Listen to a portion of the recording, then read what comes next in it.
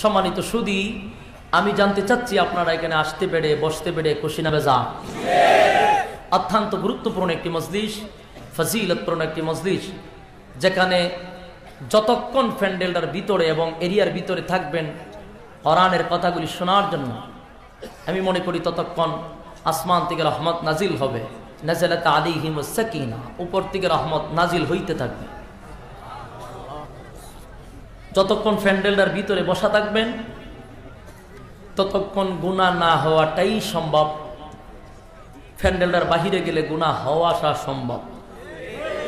তাহলে গুনাহ মুক্ত পরিবেশে আমরা বসা, আলহামদুলিল্লাহ বলার দরকার আছে। আর যেখানে কোরআন এবং হাদিসের কথাবার্তা বলা হয়, এটা সাধারণ কোনো মজলিস থাকে না, বড় দামি মজলিস হয়ে যায়। মাজালিসুল কোরআন, মাজালিসুল্লাহ, যেখানে কোরআন হাদিসের কথাবার্তা বলা হয়, এটা আল্লাহর মজলিস হয়ে যায়। আলহামদুলিল্লাহ, ইনশাআল্লাহ আমরা মোনাজাত পর্যন্ত থাকতে রাজি আছি। সম্মানিত সুধী, আপনারা অনেক ব্যস্ত মানুষ, অনেকেরই মূল্যবান সময় নষ্ট করে নরমাল বিছানায় বসে আছেন। আমার থেকে অনেক দামি দামি মানুষরা এখানে নিচে বসা। আপনাদের সময়ের অনেক মূল্য, তাই ভূমিকা দিয়ে আপনাদের মূল্যবান সময় আমিও নষ্ট করব না। আমাকে মাহফিল কর্তৃপক্ষ থেকে একটি বিষয় নির্ধারণ করে দিয়েছে। এই বিষয়ের উপরে আমি কথা বলার চেষ্টা করব ইনশাআল্লাহ। রাব্বি কারীম যেন আমার জবান দিয়ে ইখলাসের সাথে কথাগুলি বলার তৌফিক দান করে, আপনাদেরকেও যেন ইখলাসের সাথে কথাগুলি শ্রবণ করার তৌফিক দান করে, সকলে বলে আমিন।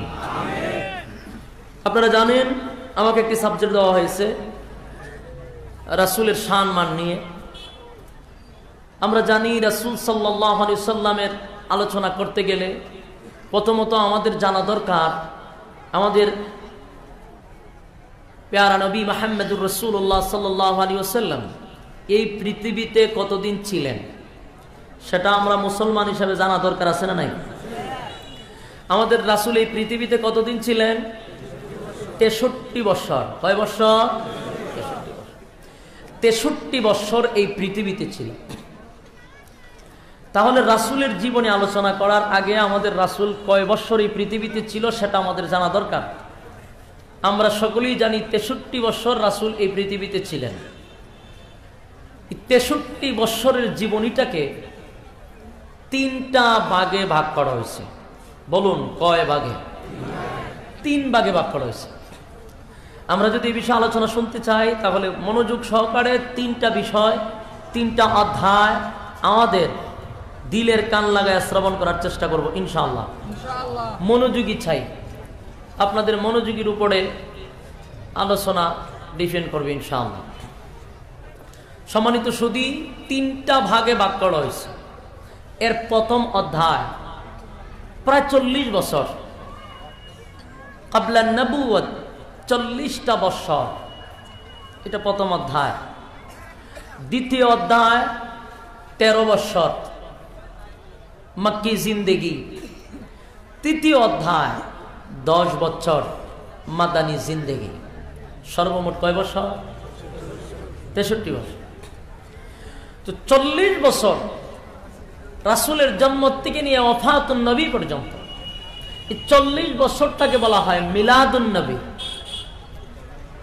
রাসূলের জন্ম থেকে নিয়ে ওহী নাজিলের আগ পর্যন্ত কি বলা হয়? মিলাদুন নবী, মানে রাসূলের জন্ম নিয়ে আলোচনা। এই 40 বছরটা মিলাদুন নবী। ওহী নাজিলের পর থেকে নিয়ে ওফাতুন নবী পর্যন্ত গোটা 23 বছরের জিন্দেগিটাকে বলা হয় সিরাতুন নবী। তাহলে মিলাদুন নবী এবং সিরাতুন নবীর বিষয়টা বুঝতে পারতেছেন?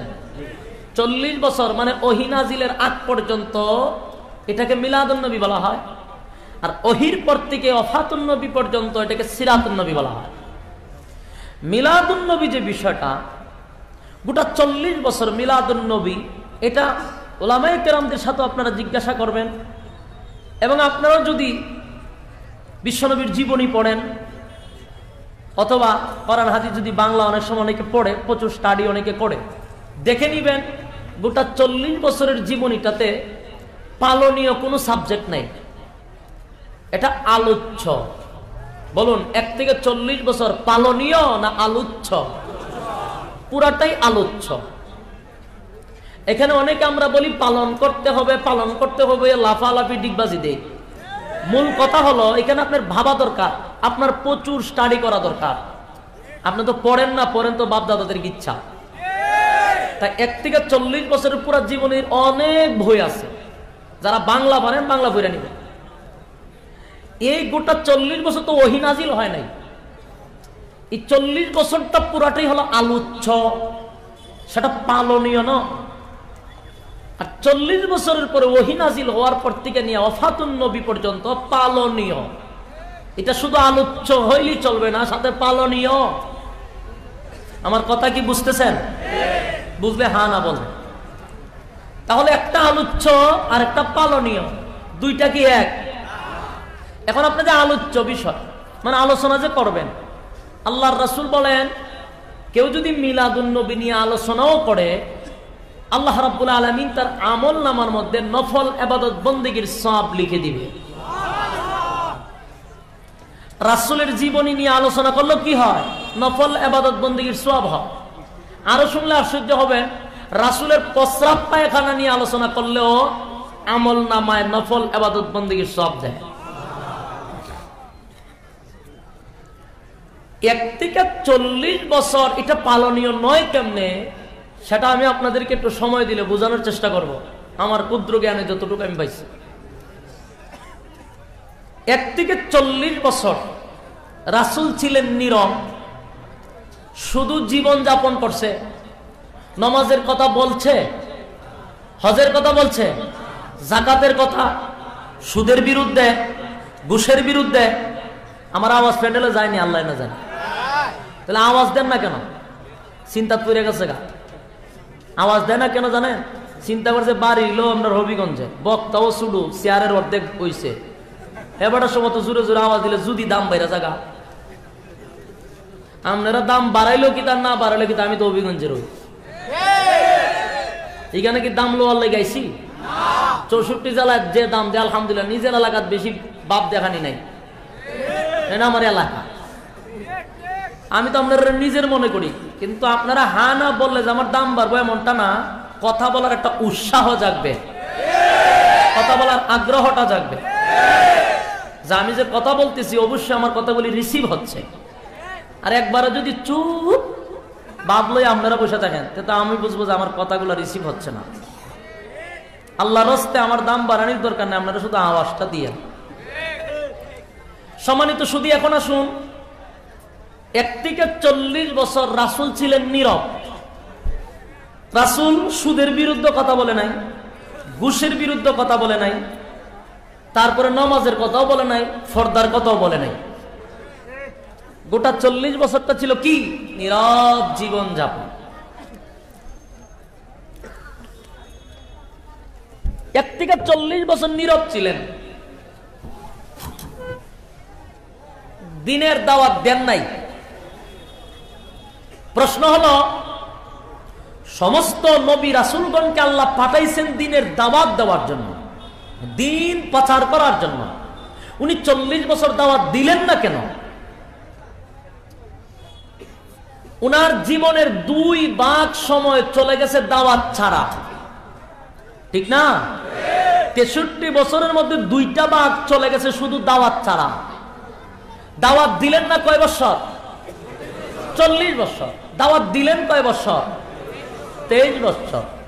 তাহলে বেশিরভাগ সময় চলে গেল দাওয়াত ছাড়া, কম ভাগ সময় দাওয়াত দিলেন। 40 বছর ছিলেন নীরব, কাউরে উপদেশ করেন। এখন প্রশ্ন হলো, 40 বছর যে নীরব ছিল, এটা কি নবীর ইচ্ছা, ব্যক্তিগত? আল্লাহর অর্ডারে নীরব ছিল। 40 বছর পরে দাওয়াত দিছে, এটা কি ওনার ব্যক্তিগত না আল্লাহর অর্ডারে? তাহলে ওনার ইচ্ছা অনুযায়ী কোনো কাজই করে নাই। এখন প্রশ্ন, রাসূলকে 40 বছর নীরব রাখলো কেন? এটার কারণ ছিল আল্লাহর একক সিদ্ধান্ত। আল্লাহর সিদ্ধান্ত ছিল 40 বছর পূর্ণ হলে ওনাকে রাসূল হিসাবে সমাজে প্রচার করবেন। আল্লাহর একক সিদ্ধান্ত ছিল 40 বছর পূর্ণ হলে ওনার উপরে ওহী নাজিল করবেন। এটা আল্লাহর সিদ্ধান্ত। তাই ওহী নাজিলের আগ পর্যন্ত ওনাকে নীরব রাখছে, তাও এটা আল্লাহর অর্ডার। কেন? বলে আপনি যখন নবী দাবি করবেন তো ভাববেন না আপনার সাথে সাথে এরা ফুলের তড়ি দিয়ে আপনারা স্বাগতম জানাবে। বিষয়টা কিন্তু এমন না। তারা আপনার পিছনে খাদ্যইব, জিগাইব যে আপনি নবী হইলেন কেন, কিভাবে নবী হইলেন, নবী হওয়ার লক্ষণ কি, এই প্রশ্নগুলো তারা করবে। আর সেটা আমি আল্লাহ আগের থেকে জানি। তাই আপনি নীরব থাকেন। আপনার গোটা 40 বছর নীরব থাকাটাই প্রমাণ করবে যে আপনি নবী হওয়ার যোগ্য। আপনার আর কোনো সাইনবোর্ডের দরকার নাই। আমি প্রমাণ করে দিব যে 40 বছর আপনি চুপ ছিলেন, এই নীরব থাকাটাই আপনি নবী হওয়ার জন্য যথেষ্ট। ঠিক 40 বছর পরে যখন রাসূল নবী হইলেন, আল্লাহ ওহী নাজিল করল। আমার 3টা অধ্যায়, কিন্তু আমি 1, 2, 3টে অধ্যায় নিয়ে পুরাটা আলোচনা করার কোনো সুযোগ নাই।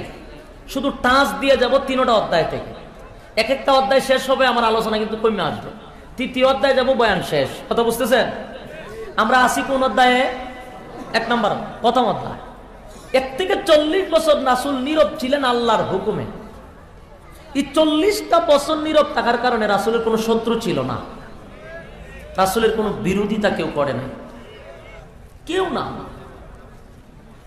আকাশচুম্বী জনপ্রিয়তা, রাসূলকে সবাই মহব্বত করে, আবু জাহিলও করে, আবু লাহাবও করে। মক্কা নগরীর সবাই রাসূলকে ভালোবাসে, কেউ রাসূলের বিরুদ্ধে নাই। এমনকি তারা রাসূলের একটা উপাধি দিছিল আল আমিন, মানে উনি সত্যবাদী। মহব্বত কম না বেশি? বেশি। 40 বছর রাসূলকে এত মহব্বত, এত ভালোবাসা। যেই মাত্র ওনার বয়স 40 পূর্ণ হলো, ওহী নাজিল হইল, আল্লাহর পক্ষ থেকে মেসেজ আসছে, আপনি মানুষের কাছে জানায়া দেন তারা যেন আজকের থেকে যেটারে দেখে এটারে যেন ক্ষুধা মনে না করে। কারণ আগে তারা বড় গাছ দেখলে এটার একটা ক্ষুধা, সূর্য উঠলে হয়তো এটা আমরা সবচেয়ে বড় ক্ষুধা, চন্দ্র উঠলে হয়তো এটা ক্ষুধা, আগুন রে ক্ষুধা হইতো, গাছ ক্ষুধা, এরপরে পাথর রে ক্ষুধা মনে করতো, মূর্তি তো আছেই ক্ষুধা। এরকম 360টা মূর্তি খানায় কাবার ভিতরে ছিল। এছাড়াও গাছ, পাথর, আগুন, সূর্য, চন্দ্র সবের ক্ষুধা। তো আল্লাহ রাসূলকে বলে দিলেন, আপনি তাদেরকে জানায়া দেন আজকের থেকে সব বাদ। গাছের পূজা, মাছের পূজা, সূর্যের পূজা, চন্দ্রের পূজা, মূর্তির পূজা, ল্যাংটার পূজা, জড়ার পূজা সব বাদ দিতে হবে। গোলামি চলবে একমাত্র কার? আল্লাহ। তাই আল্লাহ বলেন আপনি তাদের কাছে একটা মেসেজ দিয়া দেন, লা ইলাহা ইল্লাল্লাহু মুহাম্মাদুর রাসূলুল্লাহ সাল্লাল্লাহু আলাইহি ওয়াসাল্লাম। লা ইলাহা ইল্লাল্লাহ, নেই কোনো মাবুদ এক আল্লাহ ছাড়া, আর মুহাম্মাদুর রাসূলুল্লাহ সাল্লাল্লাহু আলাইহি সাল্লাম আল্লাহর বান্দা এবং রাসূল। বলেন ওগো নবী আপনি বলে দেন তারা যেন আজকের থেকে সব বর্জন করে, এক আল্লাহর গোলামি করে। আর আপনাকে আজকের থেকে শুধু মুহাম্মদ ডাকলে চলবে না, বলতে হবে মুহাম্মাদুর রাসূলুল্লাহ সাল্লাল্লাহু আলাইহি ওয়াসাল্লাম। বলে দেন।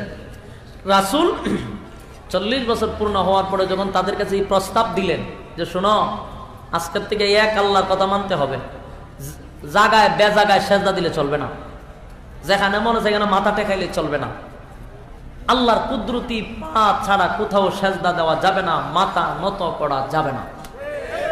আর আমাকে শুধু আব্দুল্লাহর ছেলে মুহাম্মদ বললে চলবে না, আমাকে আজকের থেকে বলতে হবে মুহাম্মাদুর রাসূলুল্লাহ সাল্লাল্লাহু আলাইহি ওয়াসাল্লাম। এই কথা বলার পরে আবু জাহিল্লা, আবু লাহাব জিগা, আপনি নবী হইলেন আবার কবে থেকে?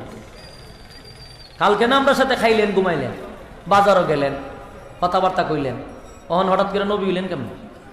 ওই যে বলছিলাম যে এই কথা বলবে যে সেটা আল্লাহ আগের থেকেই জানে।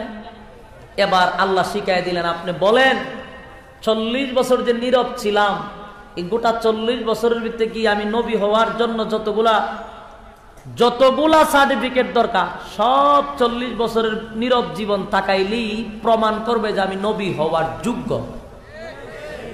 তখন পুরা 40 বছর রিসার্চ করতে লাগলো, দেখে যতগুলা অলৌকিক ঘটনা ঘটে গেছে প্রত্যেকটা এক একটা নবী হওয়ার জন্য নবুয়তের দলিল হিসাবে প্রমাণ। জন্মটাই সে অলৌকিক ভাবে, যেইভাবে রাসূলের জন্ম হয়েছে এটা পুরাটাই অলৌকিক। জন্ম হওয়ার সাথে সাথে আল্লাহর কুদরতি পায়ে সেজদা দিছে, এটা মানুষের দ্বারা সম্ভব? তাহলে এটা তো নবী হওয়ার জন্য যথেষ্ট।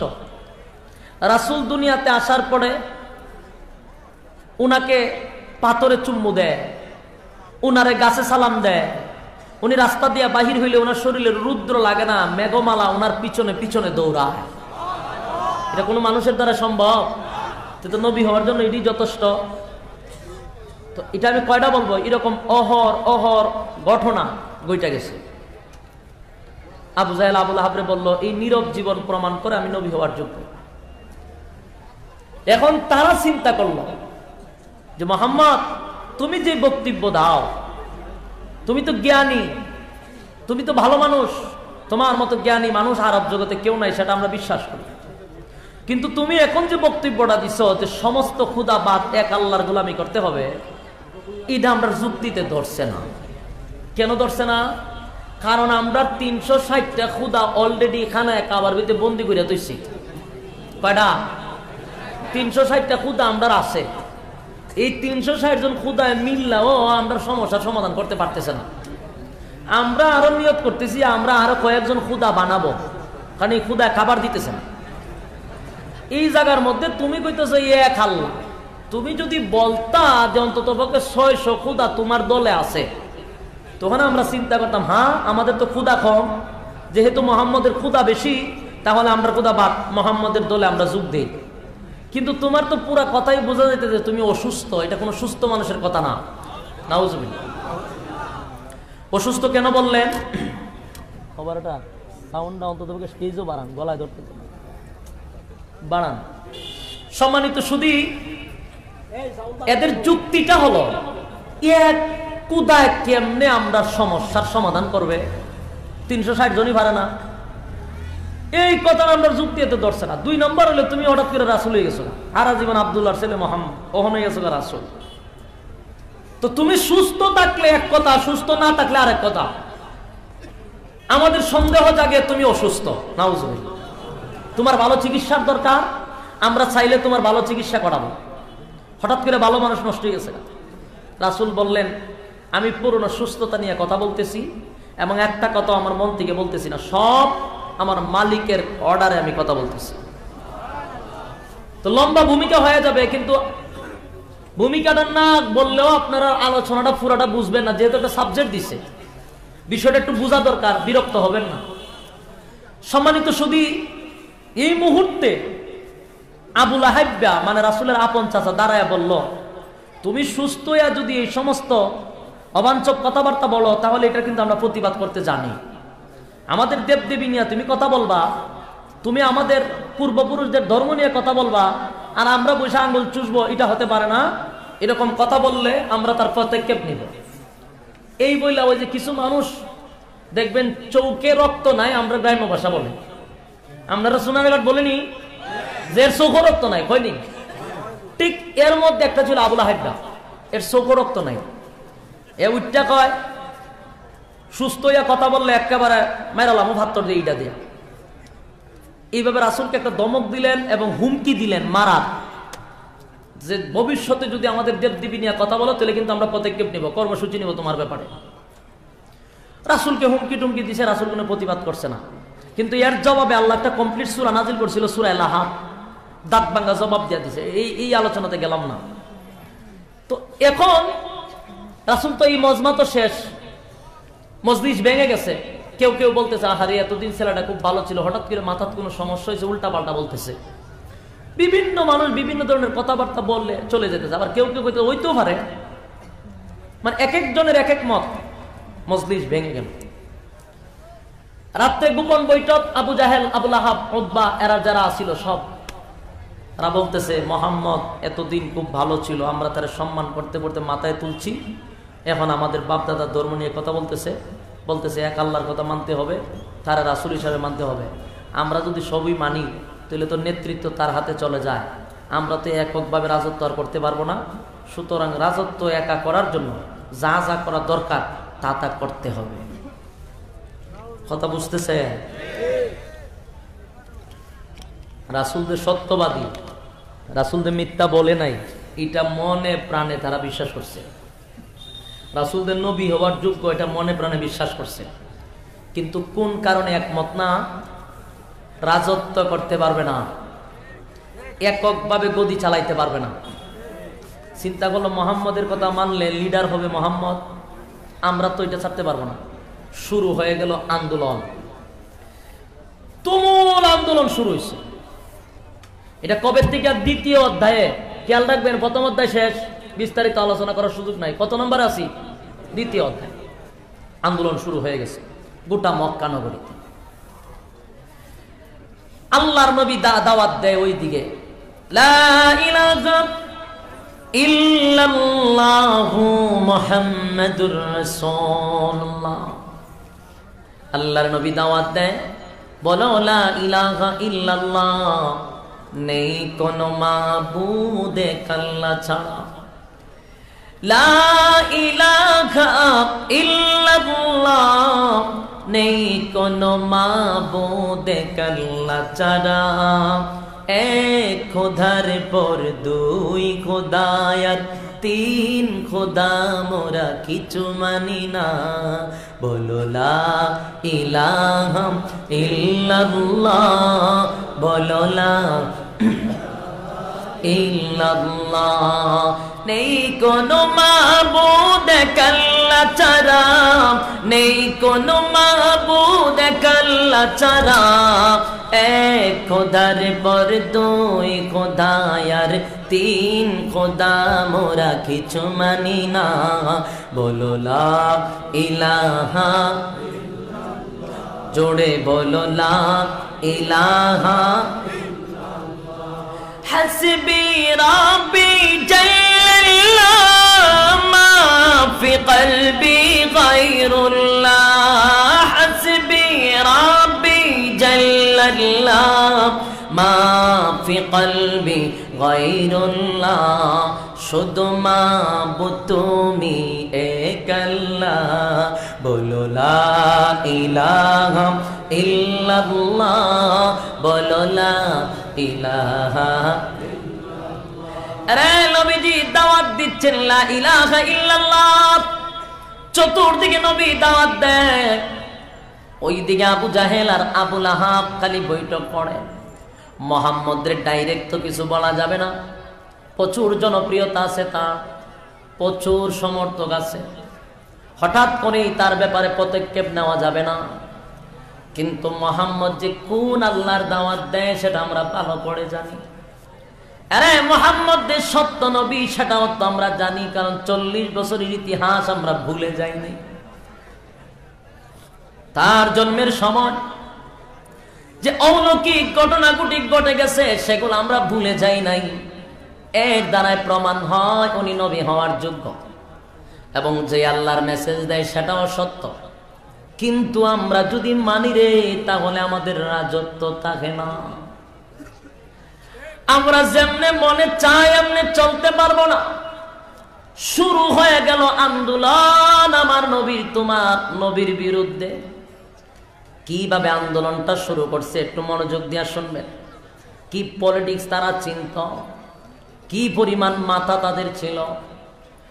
এবার রাসূলকে ডাইরেক্ট গালি দেয় না, ডাইরেক্ট কোনো বিরোধিতা করে না। সিস্টেমটা দেখেন, এই সিস্টেম এখনো চালু আছে, কারণ তাদের উত্তরসূরিরা এখনো মরে নাই।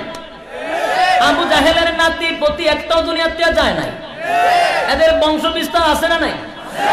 ওই সিস্টেম এখনকার আবু জাহেলদেরকে শিখায়া গেছে, আর এটা দিয়ে আর কিয়ামত পর্যন্ত চলবে।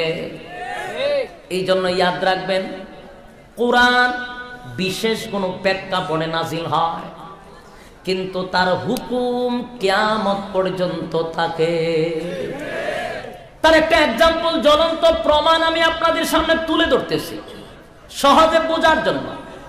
যেমন সূরা লাহাব ওই যে তাব্বাত ইয়াদা পড়েন, এই সূরাটা নাজিল হইছে কারে নিয়া? আবু লাহাব বারে নিয়া। প্রশ্ন হইল আবু লাহাব বা কি এখন আছে? তাহলে আবু লাহাব নাই, আবু লাহাবের নামে সূরা দিয়ে কি করব? বিষয়টা এমন বাবা যা। কিন্তু সূরাটা কেন লইল? ওই যে কোরআন নাজিল হয় তার বিশেষ কোনো প্রেক্ষাপটে, কিন্তু তার হুকুমটা তাকে কিয়ামত পর্যন্ত। আল্লাহ শুধু এক আবু লাহাবকে উদ্দেশ্য করে এই সূরাটা নাজিল করে নাই, কিয়ামত পর্যন্ত অসংখ্য আবু লাহাব পৃথিবীতে জন্ম নিবে, ঠিক কিয়ামত পর্যন্ত সব আবু লাহাবের জন্য এই সূরাটা একটা জ্বলন্ত প্রমাণ। তাহলে আবার আসুন, কি পরিমাণ এরা টেকনিক জানতো।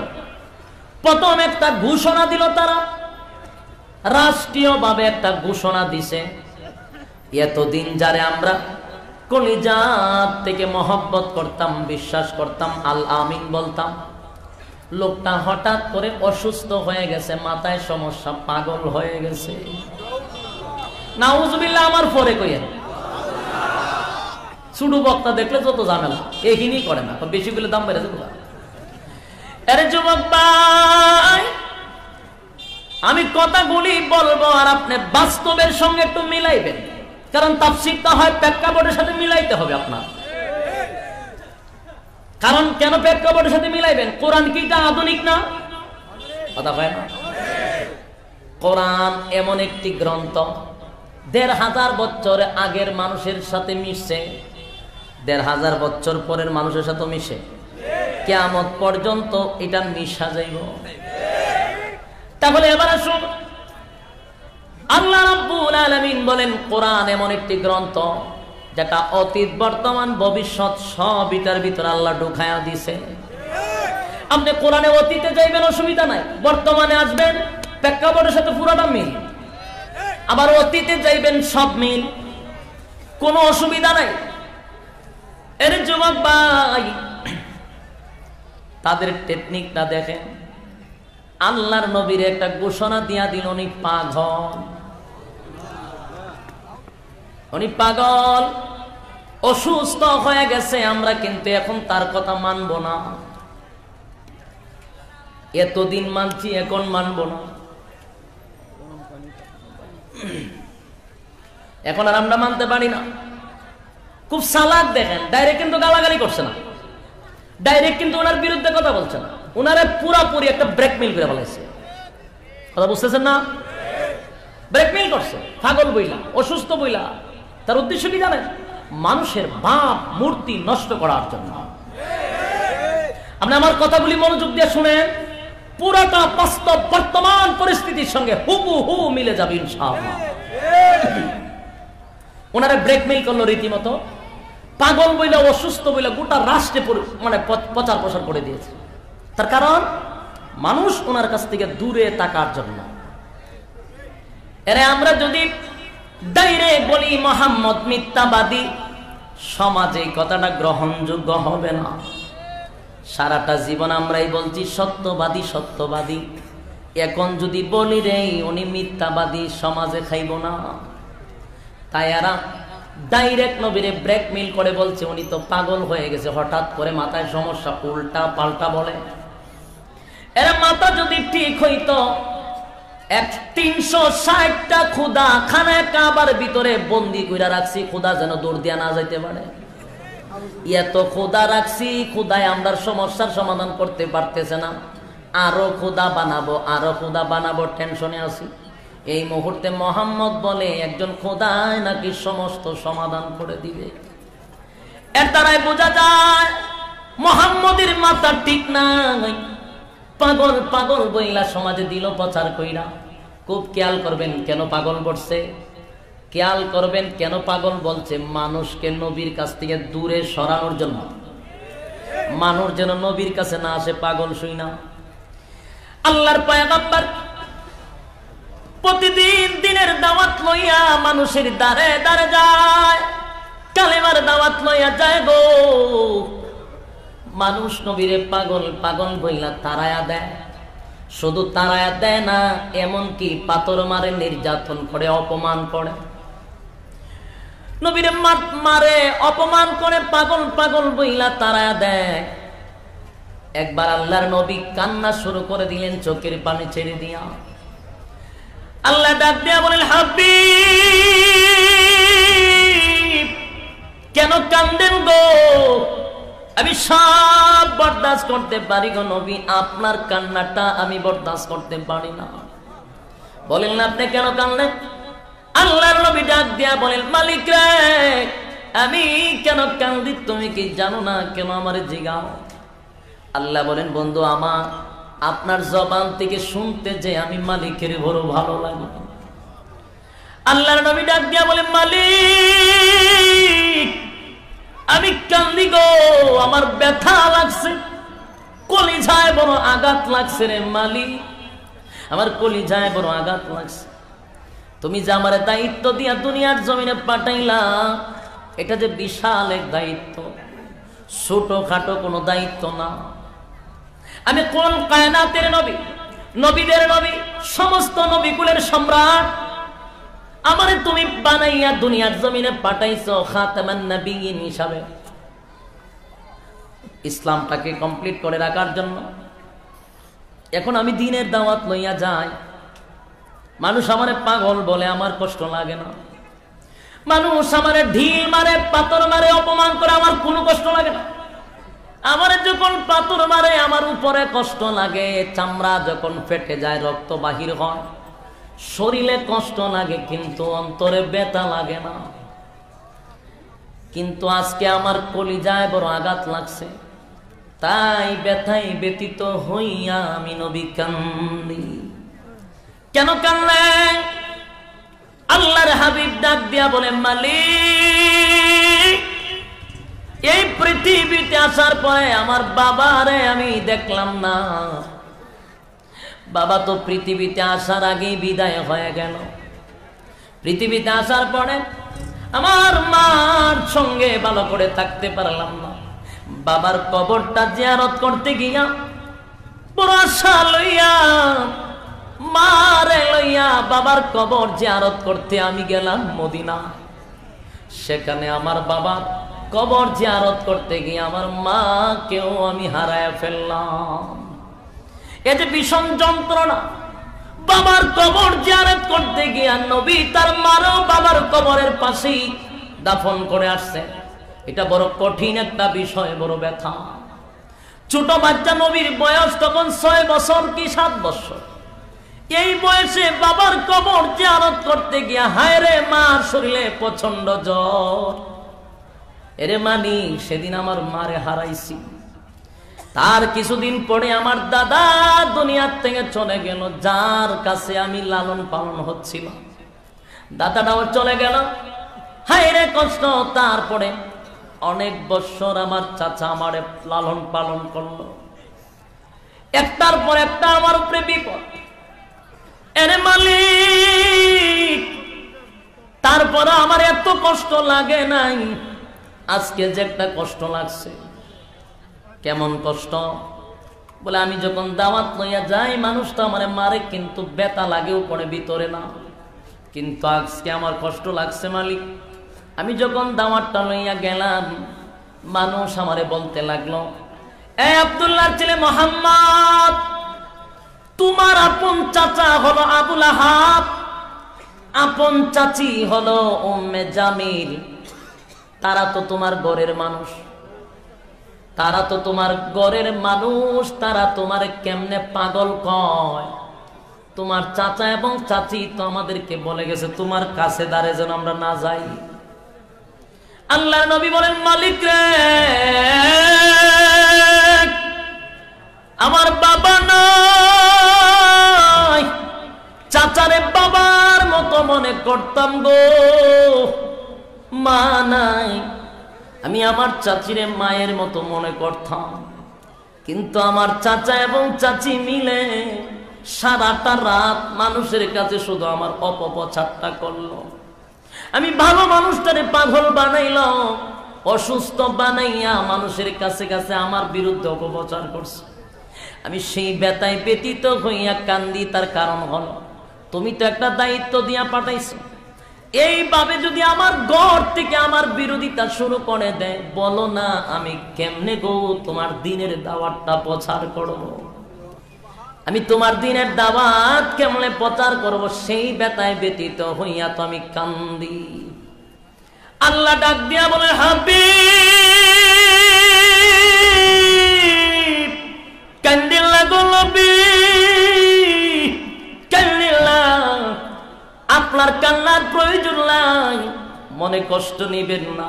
আপনার বাবা নাই, মা নাই, ভাই নাই, বোন নাই, আত্মীয় স্বজন কেউ নাই, কেউ নাই, কিন্তু এই পৃথিবীর জমিনে কেউ এর দরকার নাই, আমি স্বয়ং আল্লাহ আপনার সঙ্গে আছি।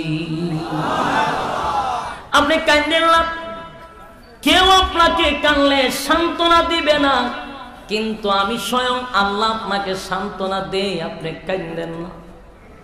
যারা আপনার অপপ্রচার করে, জায়গায় জায়গায় আবু জাহিল্লা লুক ফিটিং করছে, লুক লাগাইছে নবীর বিরুদ্ধে অপপ্রচার করার জন্য। গ্রামে গঞ্জে শহরে বন্দরে তারা লুক লাগাইছে, নবীরে পাগল বইলাম, অসুস্থ বইলাম, মানুষকে নবীর কাছ থেকে দূরে সরানোর জন্য। আমার প্রশ্নটা হলো, এরা এদের এত মাথা ব্যথা কেন নবীরে নিয়া? এত মাথা ব্যথা কেন হইল হঠাৎ করে আল্লাহর নবীরে নিয়া? ও যুবক ভাই, আবু জাহিল্লার মাথা সান্দি গরম হয়ে গেছে, আবু লাহাববার সান্দি গরম। এত মেজাজ কেন নবীরে নিয়া গরম হইল? তার একটা নাম্বার কারণ হলো, এখানে কিছু কৌশল ছিল। আল্লাহর হাবিবকে নিয়ে যেই কারণে, যেই উদ্দেশ্যে তাদের মাথা গরম ছিল, ঠিক আজকে 1400 বছর পরে আলেম উলামাদেরকে নিয়ে রামবামদের মাথা ব্যথা যেই কারণে, ঠিক তাদেরও মাথা ব্যথা ছিল একই কারণে, অন্য কোনো কারণ নাই। রামবামরা আলেমদেরকে নিয়ে এত মাথা গামায় কেন, এত মাথা ব্যথা কেন? তার একটাই কারণ, নবীরে নিয়ে আবু জাহিল্লার মাথা ব্যথার সেই কারণ। বর্তমানে আবু জাহিল্লার নাতিপতিদের একই কারণ। কারণ ভিন্ন না, সিস্টেম ভিন্ন। কারণটা একই কিন্তু সিস্টেমটা ভিন্ন। এর যুবক ভাই, আবু জাহিল্লাও জানতো নবী সত্য, কোরআন সত্য, আল্লাহ সত্য। এখন